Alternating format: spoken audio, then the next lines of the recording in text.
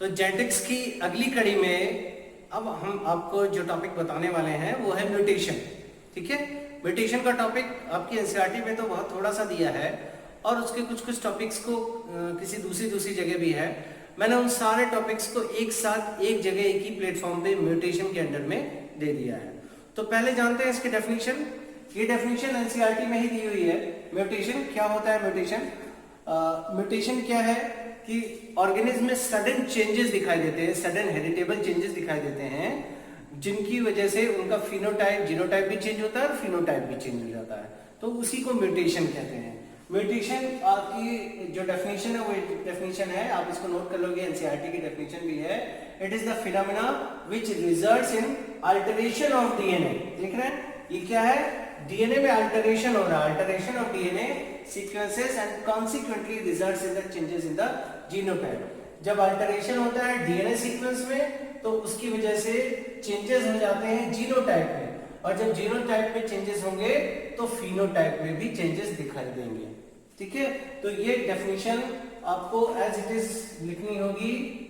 NCERT की definition है ये, the phenomena, it is the phenomena which results in alteration of DNA sequences and consequently results in changes in the genotype and the phenotype of an organism. ठीक है, अब ये क्या है? क्या ये सडन हेरिटेबल चेंज है।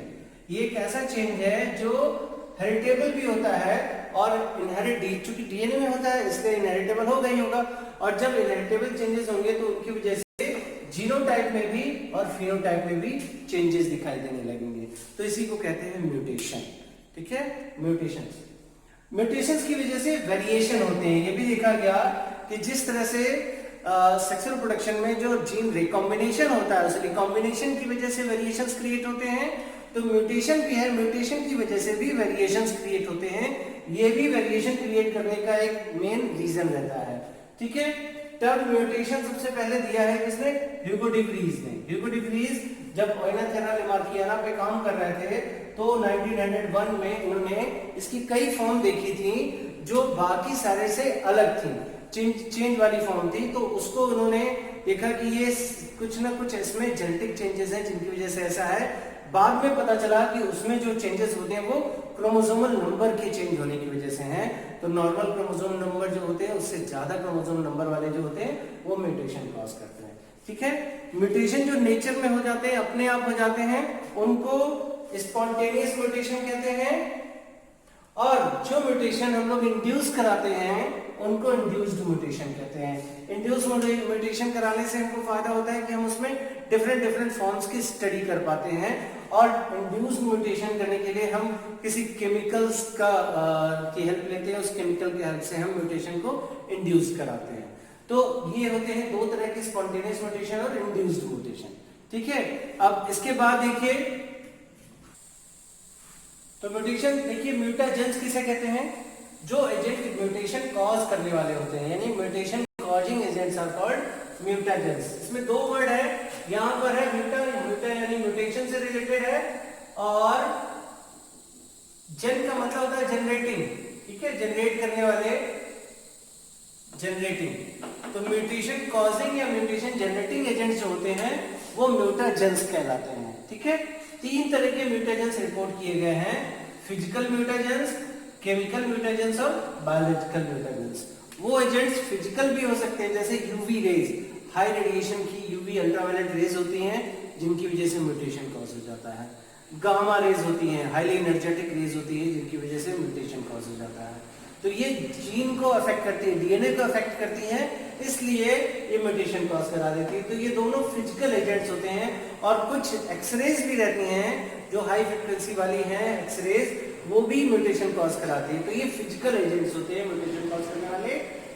केमिकल म्यूटेजेंस होते हैं जैसे गामा अमीनो ब्यूटारिक एसिड, ये केमिकल्स हैं जिनकी वजह से म्यूटेशंस हो जाते हैं, और कुछ मामलों में जो टोबैको में निकोटीन पाया जाता है वो भी म्यूटेशन कॉज करने की क्षमता रखता है, इसलिए उसको भी ये केमिकल्स होते हैं। तो इन केमिकल्स को हम केमिकल म्यूटेजेंस कहते हैं।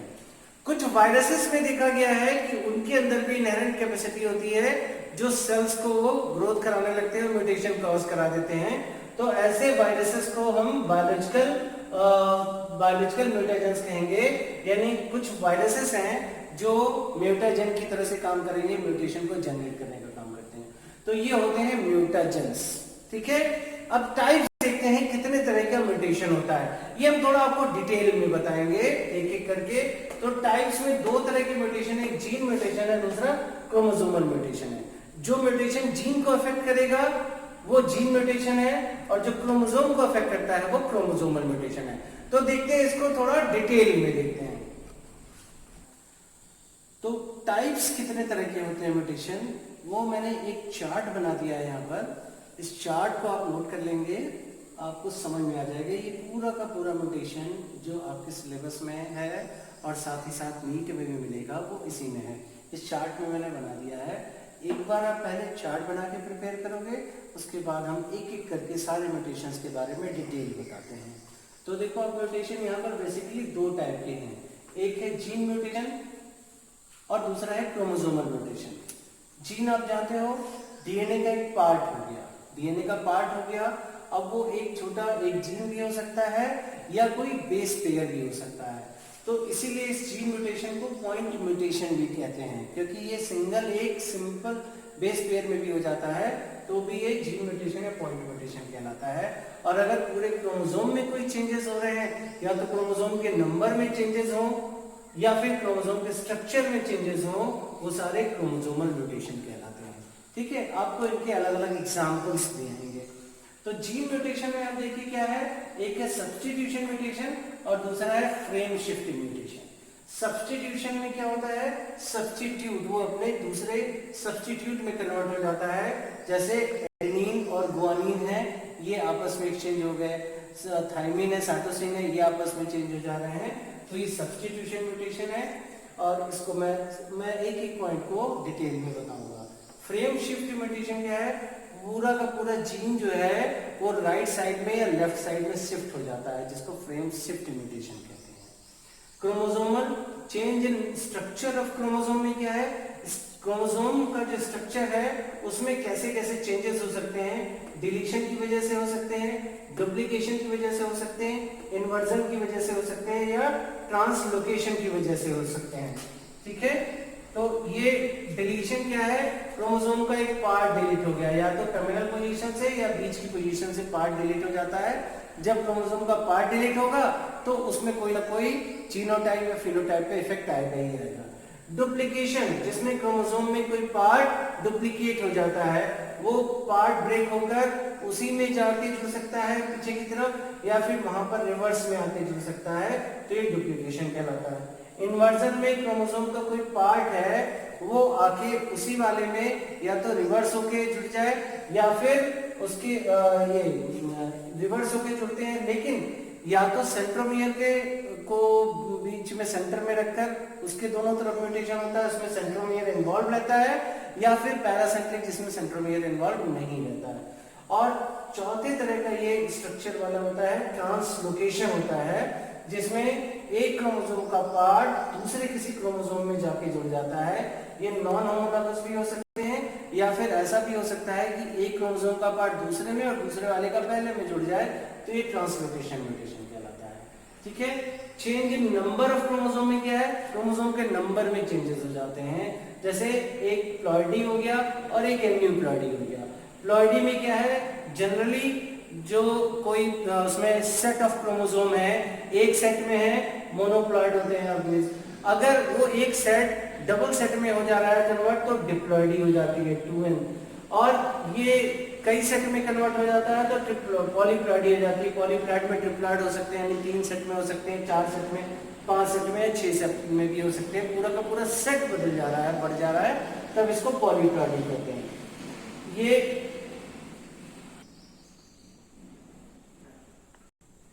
ट्रिप्लॉइडी यानी 3 सेट हो गए। आपको ये अक्सर मिलेंगे, जो ड्रोसोफिला के ऊपर एक्सपेरिमेंट्स किए गए तो उसमें ट्रिप्लॉइड कंडीशन थी, टेट्राप्लॉइड कंडीशन थी, और कुछ इंड्यूस करके भी बनाए जाते हैं। ये इंड्यूस में भी हैं, पॉलीप्लॉइडी जनरेट करके उनकी कैरेक्टरिस्टिक में चेंजेस किए गए।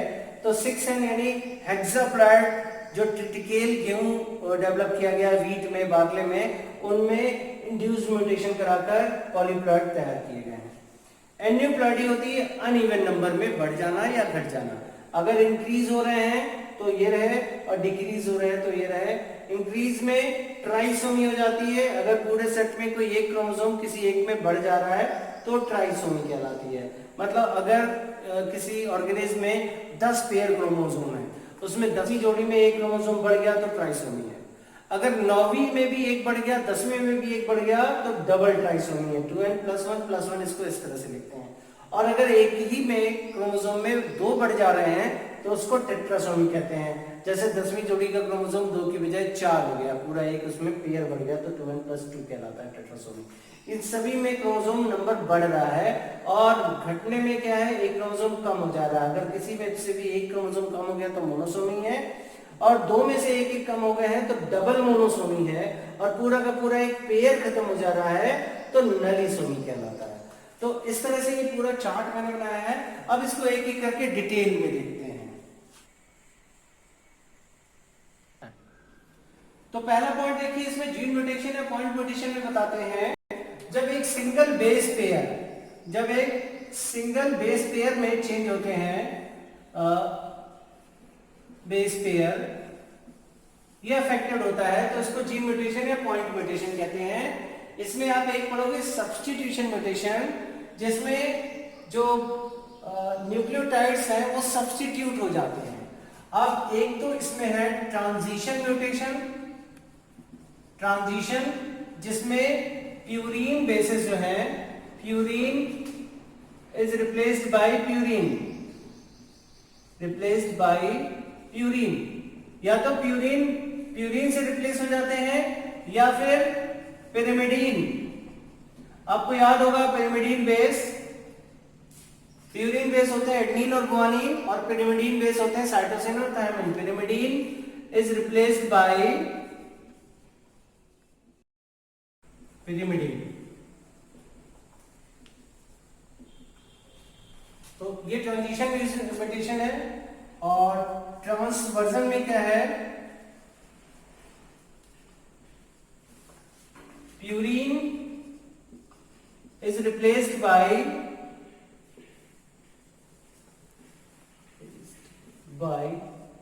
Pyrimidine, and vice versa.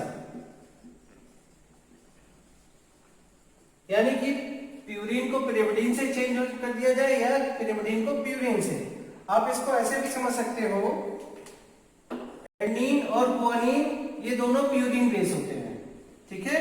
Adenine और गुआनिन प्यूरीन बेसिस हैं, तो purine is replaced bye purine. अगर एडेनिन की जगह गुआनिन आ जाए या गुआनिन की जगह एडेनिन आ जाए, उसी तरह से पिरिमिडीन, थायमीन है पिरिमिडीन, और साइटोसिन है ये भी पिरिमिडीन।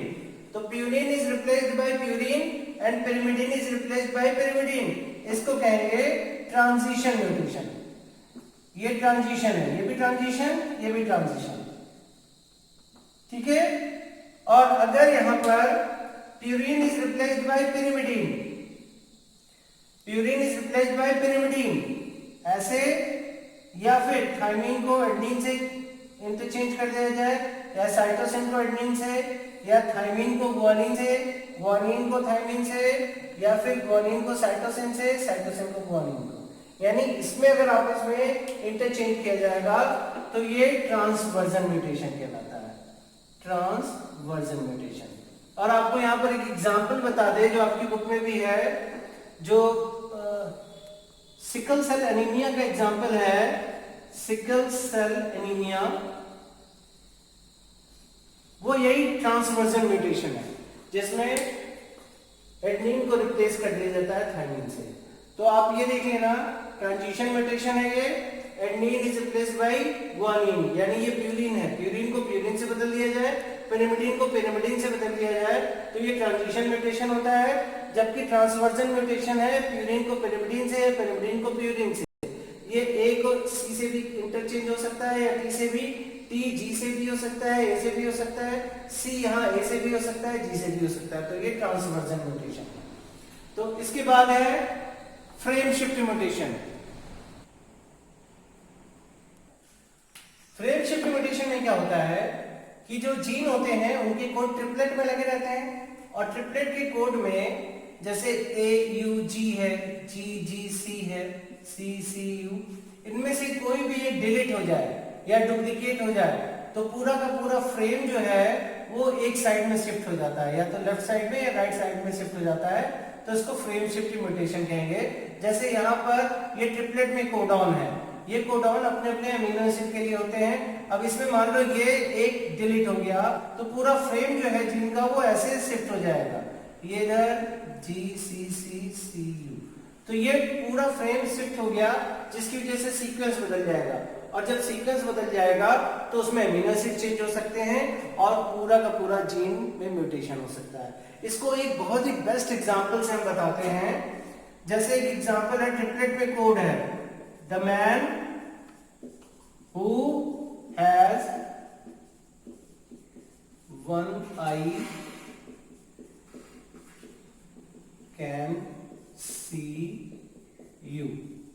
आप देखो ये एक एनालॉगस कंडीशन बताई है, और ये सारे कोड ट्रिपलेट में है और हर एक कोड का अपना अपना मतलब है जिससे पूरा एक सेंटेंस बन रहा है। उसी तरह से किसी भी जीन में ट्रिपल में कोड होते हैं और ये कोड एक एक अमीनो एसिड के लिए होते हैं। सारे अमीनो एसिड का सीक्वेंस मिलकर एक जीन बनाता है या एक फिनोटाइप के लिए एक्सप्रेशन करता है। अब मान लो यहाँ पर ये डिलीशन हो जाता है तो पूरा का पूरा फ्रेम जो है वो लेफ्ट साइड में शिफ्ट हो जाता है, और अब ये कोड क्या हो जाएगा, ANW।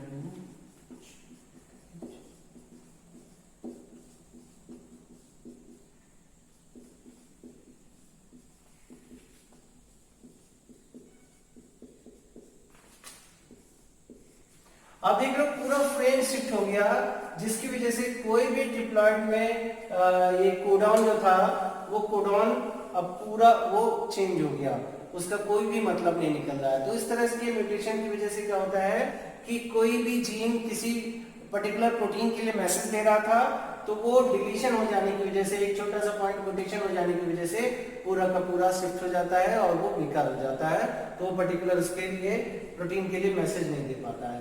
तो ये था फ्रेम शिफ्ट म्यूटेशन। ये दोनों म्यूटेशन आपने पढ़े, पॉइंट म्यूटेशन या जीन म्यूटेशन के एग्जांपल्स थे।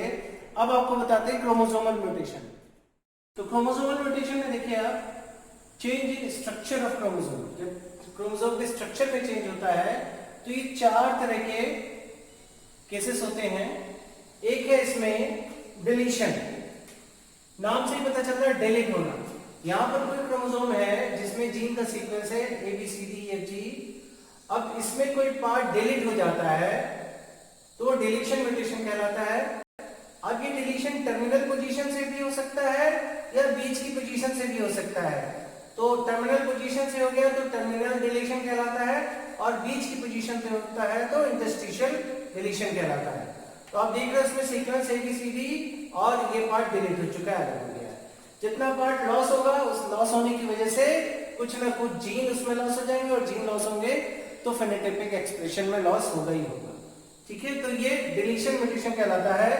इसका एक बहुत ही अच्छा एग्जांपल आता है ह्यूमन में, क्राइडू-कैट सिंड्रोम। क्राइडू-कैट सिंड्रोम, इस सिंड्रोम में क्या होता है कि क्रोमोसोम नंबर 5 जो है उसकी शॉर्ट आर्म में डिलीशन हो जाता है। शॉर्ट आर्म में, जब ह्यूमन में क्रोमोसोम नंबर 5 की शॉर्ट आर्म में डिलीशन हो जाता है तो उसकी वजह से जो सिंड्रोम डेवलप होते हैं उसको क्राइडू-कैट सिंड्रोम कहते हैं। और इस सिंड्रोम में जो बेबी होता है, ह्यूमन बेबी, वो किटन की तरह से रोता है। जब भी वो रोता है तो किटन की तरह से आवाज होती है, लगता है जैसे बिल्ली का बच्चा रो रहा है। तो उसी तरह से, इसलिए इस सिंड्रोम को कहते हैं क्राइडू-कैट सिंड्रोम।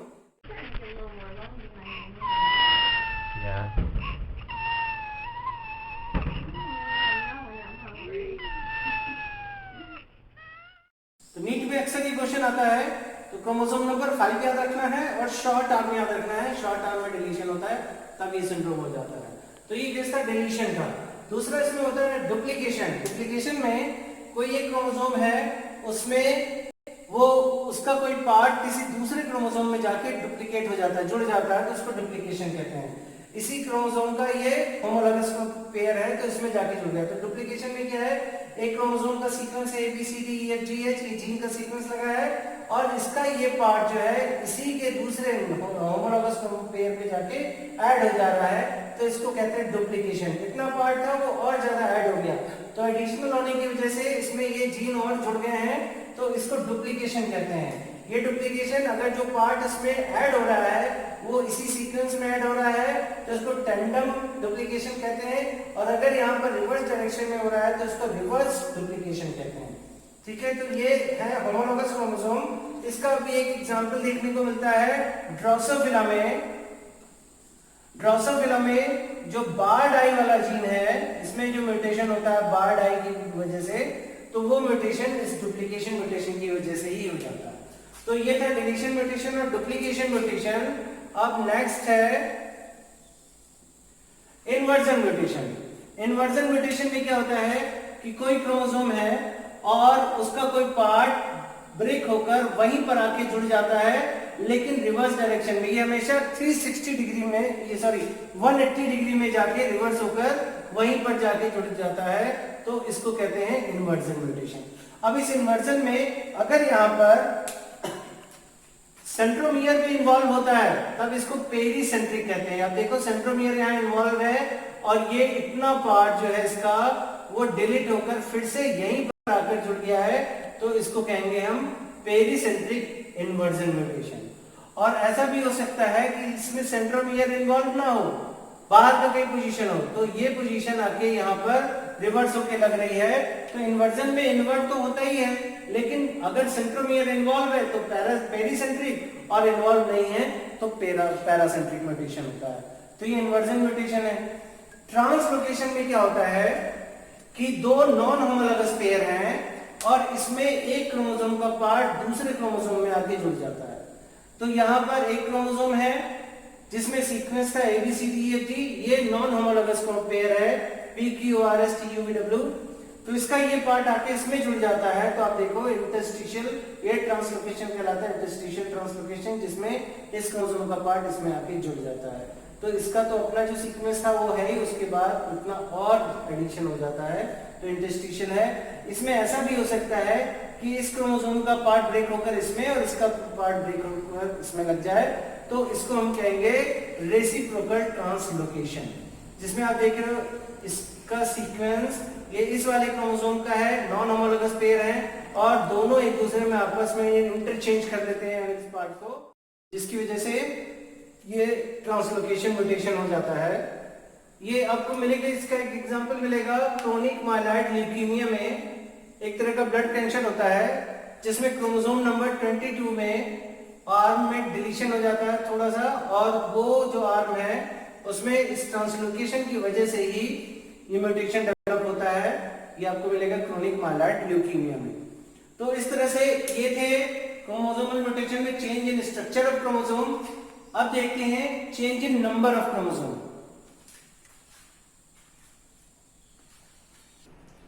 तो ये देखिए सेकेंड है क्रोमोसोमल म्यूटेशन में change in number of chromosome. Chromosome के नंबर में जब चेंजेस होते हैं तो वो भी म्यूटेशन का बहुत बड़ा कारण होते हैं, जिसकी वजह से चेंजेस हो जाते हैं फिनोटाइप में। हम इसको जनरली प्लॉइडी कहते हैं, ठीक है, प्लॉइडी। तो क्रोमोसोम नंबर किसी भी ऑर्गेनिज्म में या तो वो मोनोप्लॉइड होते हैं या डिप्लॉइड होते हैं, ठीक है। मोनोप्लॉइड का मतलब n और डिप्लॉइड का मतलब 2n क्रोमोसोम नंबर। अगर हम ह्यूमन की बात करें तो ह्यूमन में मोनोप्लॉइड नंबर है 23 और डिप्लॉइड नंबर होता है 46 क्रोमोसोम। तो ये 46 क्रोमोसोम पेयर में होते हैं, 23 पेयर में। तो यहाँ पर क्या है, यूप्लॉइडी। यूप्लॉइडी में जब पूरा का पूरा सेट चेंज हो जाता है तब उसको हम कहते हैं यूप्लॉइडी। तो मोनोप्लॉइड और डिप्लॉइड तो नॉर्मल पोजीशन होती है। मोनोप्लॉइड यानी एक सेट और डिप्लॉइड यानी दो सेट, ये तो होते ही हैं। तो जैसे ये सेल है एक, और इस सेल में एक पेयर, दो पेयर, तीन पेयर और चार पेयर। अगर ये सिंगल सेट में है, एक सेट में है, तो ये मोनोप्लॉइड कंडीशन होती है, हम इसको एन कह सकते हैं। और डिप्लॉइड कंडीशन में क्या होता है, इसमें एक इसका होमोलॉगस पेयर आ जाता है, ठीक है। तो ये डिप्लॉइड कंडीशन होती है 2n, ठीक है। अब कभी कभी इसमें पॉलीप्लॉइड डेवलप होने लगते हैं। जब इस 2n से ज्यादा डेवलप होने लगते हैं पूरा सेट, तब इसको हम पॉलीप्लॉइड कहते हैं। और पॉलीप्लॉइड में क्या हो जाता है, अगर ट्रिप्लॉइड, अगर एक और बढ़ जाता है पूरे सेट में, इसमें भी एक, इसमें भी एक, इसमें भी एक, इसमें भी, तब हम इसको ट्रिप्लॉइड कहने लगते हैं, 3n कंडीशन ट्रिप्लॉइड। अगर 4 होने लगते हैं तब हम इसको टेट्राप्लॉइड बोलेंगे, ठीक है, टेट्राप्लॉइड 4n। ये ट्रिप्लॉइड टेट्राप्लॉइड इंड्यूस्ड म्यूटेशन में शो किए गए हैं। जब टीएच मॉर्गन ने ड्रोसोफिला के ऊपर एक्सपेरिमेंट्स किए थे तो उन्होंने म्यूटेंट बनाए थे और उस म्यूटेंट को बनाने के लिए इन्होंने इंड्यूस्ड म्यूटेशन कराया था और जिसकी वजह से ट्रिप्लॉइड टेट्राप्लॉइड कंडीशंस डेवलप हुई थी। और इसका हॉर्टिकल्चर में यूज होता है हेक्साप्लॉइड का। हेक्साप्लॉइड में 6n होते हैं जिसमें क्रोमोसोम नंबर 6 के सेट में होते हैं और इस तरह से टोटल 6n हेक्साप्लॉइड जो व्हीट में या बार्ले में वैरायटी डेवलप की गई है, जिसकी वजह से इसमें जो कॉब की साइज होती है, ईयर की साइज, वो काफी बड़ी हो जाती है।